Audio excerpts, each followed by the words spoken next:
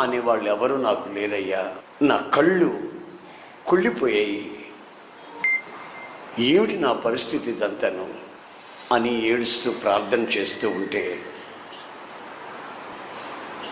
తను ఏమేమైతే కోల్పోయాడో ఆ కోల్పోయిన వాటి కంటే కూడా రెండంతలు సమృద్ధిగా ప్రభు అనుగ్రహించాడు. దేవునికి స్తోత్రం కలుగును.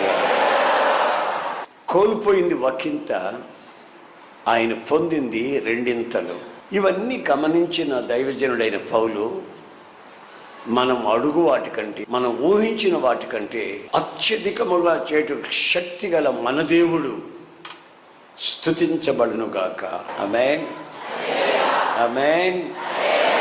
అంటే ఇక్కడ హల్లెలూయా హల్లెలూయా అంటున్నారే, వీళ్ళందరికీ ఆయన ఇలా ఇస్తాడని కాదు నేను చెప్పడం.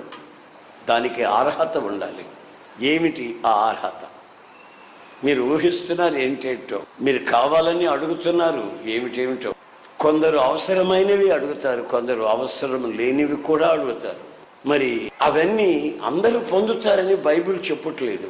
ఆయన ఈ మాట చెప్పింది ఎవరికంటే, మనస్సును మార్చుకొని తమ పాపముల నిమిత్తమై పశ్చాత్తాపపడి తండ్రి కుమార పరిశుద్ధాత్మ నామంలో బాప్తిస్మం పొంది దేవుని బిడ్డలతో సహవాసం చేసి ఆయన సన్నిధిలో ఎలా ఉంటున్నారో, వాళ్ళ అర్హతలు ఏమిటో గమనించి వాళ్ళకి ఈ వాగ్దానాన్ని నెరవేరుస్తున్నాడు.